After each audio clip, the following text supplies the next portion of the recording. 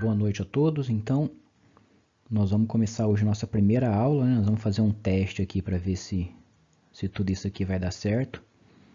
E nós vamos voltar um pouco na matéria para lembrar, né? Onde nós vamos começar aqui em noções sobre conjuntos, certo? Nós estamos usando aquele livro que foi mandado em PDF do Geraldo Ávila. Então, nós começamos aí por noções de conjunto, onde o livro fala a notação X pertence a A. X ele é um elemento que pertence a um conjunto A. Todo elemento usa esse símbolo de pertence. Quando é a questão de conjunto, por exemplo, um conjunto A, ele não pertence a um conjunto B, ele está contido a um conjunto B. E sempre que for conjunto, o livro vai usar a letra maiúscula. Sempre que for elemento, o livro vai usar a letra minúscula e o elemento ele pertence ao conjunto B, por exemplo. Observa aqui, eu tenho um elemento com letra minúscula e um conjunto com letra maiúscula. Eu não posso escrever isso. A está contido no conjunto B, certo? Isso aqui não existe. Então, nós temos aqui no caso da inclusão, quando que um conjunto A está incluso no conjunto B? A notação é A está incluso no conjunto B, ou B está incluso no conjunto A. Nessa notação, voltando aqui, A está incluso no conjunto B, é como se eu tivesse aqui um conjunto B e eu tenho o meu A todo dentro do conjunto B.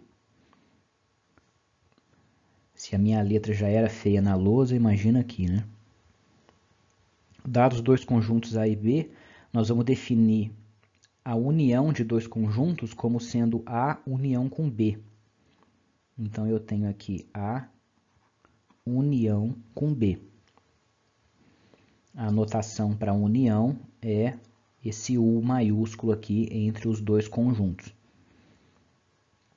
E como que ficaria isso?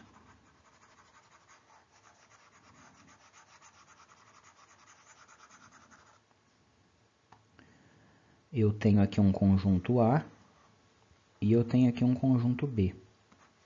Conjunto A e o conjunto B.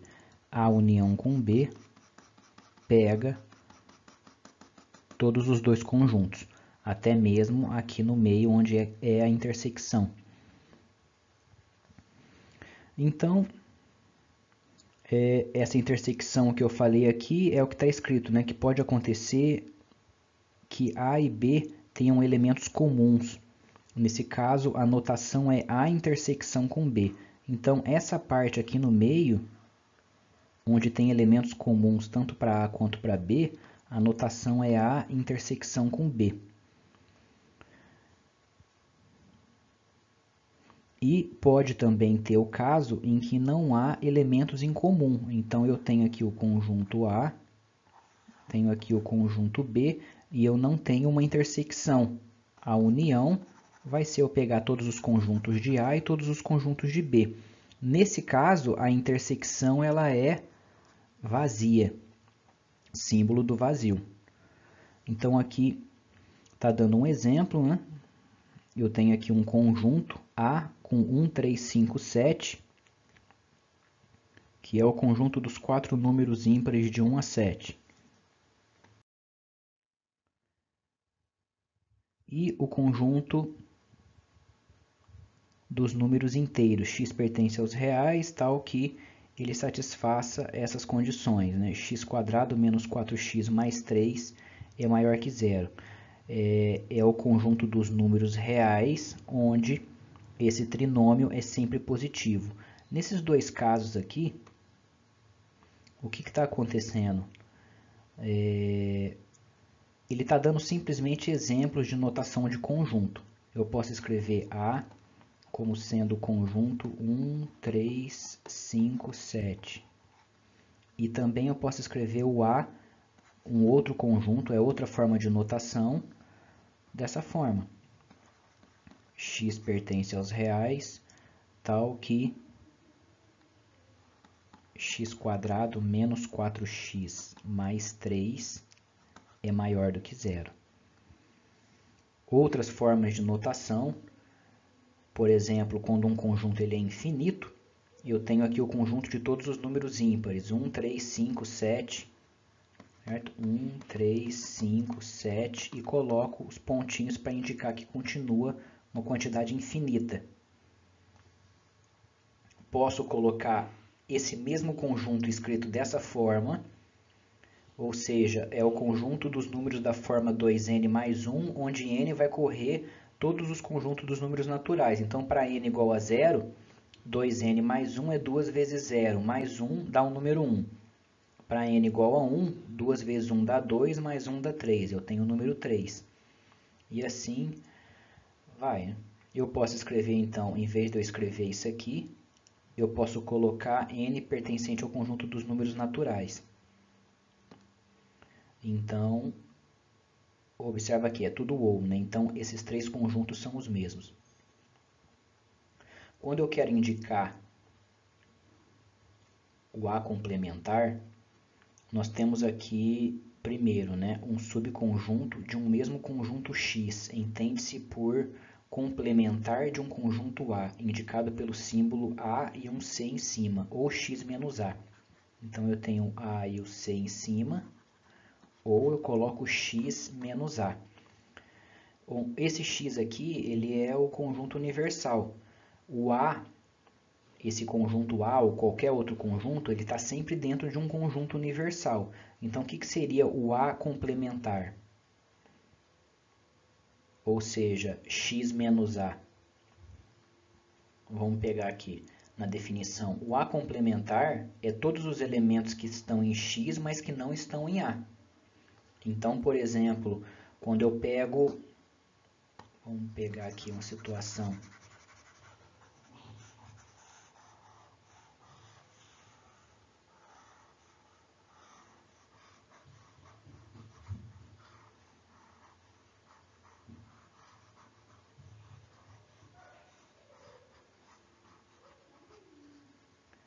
Vamos pegar aqui uma situação onde eu tenho aqui o meu conjunto X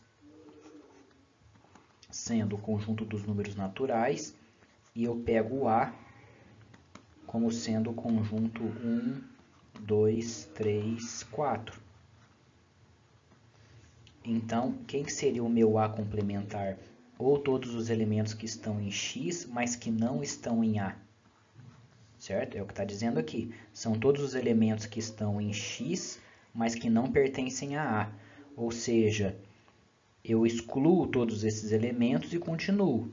Como aqui o X é o conjunto dos naturais, vai continuar 5, 6, 7 e assim vai. Então, esse aqui, no caso, é o meu A complementar. Então, temos aqui algumas propriedades. Por exemplo, A união com B é igual a B união com A.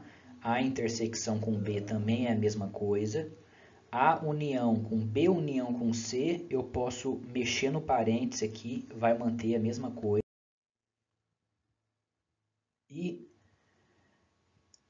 por exemplo, aqui eu tenho as figuras dos complementares. Eu tenho aqui o meu X, eu tenho o meu A, o meu X ele é o conjunto universal. Quem que seria o meu A complementar? É tudo que está para fora do A. São todos os elementos que estão em X, mas que não estão em A. E quem que seria B menos A? São todos os elementos que estão em B, mas que não estão em A. Então, eu tenho aqui, fazendo a mesma figura, eu tenho aqui o conjunto B e o conjunto A. Todos os elementos que estão em B,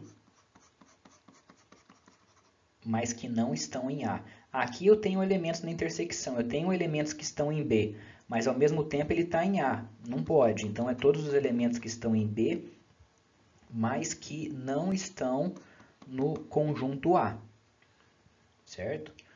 Então, por exemplo, nós temos aqui agora a parte dos exercícios.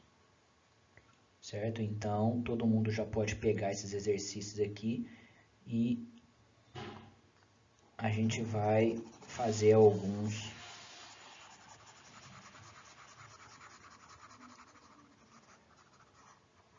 hoje à noite.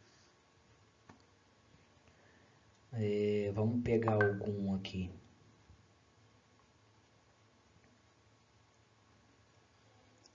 A lei de Morgan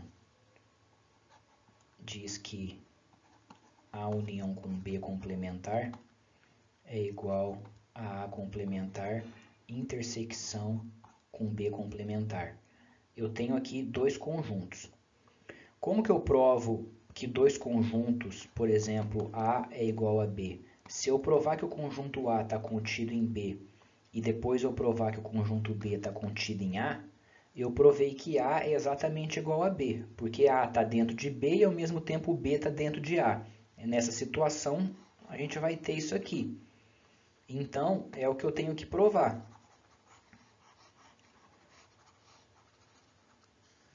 Como que eu provo isso? Eu vou provar só uma parte, eu vou provar só daqui para lá. Então, eu vou pegar um elemento que está nesse conjunto, vamos pegar um x que pertence a A união com B complementar. Então, se ele está em A união com B complementar, ele não está, x não pertence a A união com B. Não pertence, o símbolo de não pertence, eu faço o símbolo de pertence e corto.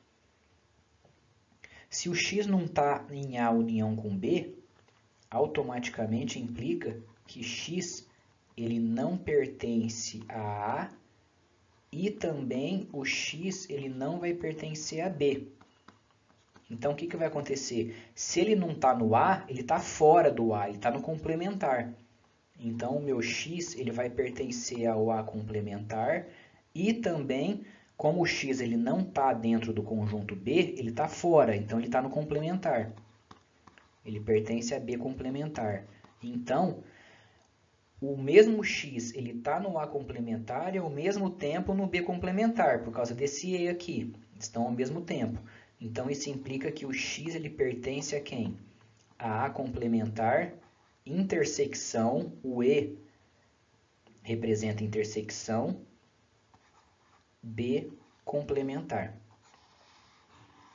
Então, eu peguei um elemento qualquer aqui e mostrei que ele está desse lado. Agora, eu pego um elemento qualquer desse lado e mostro que está desse lado. O processo é o mesmo.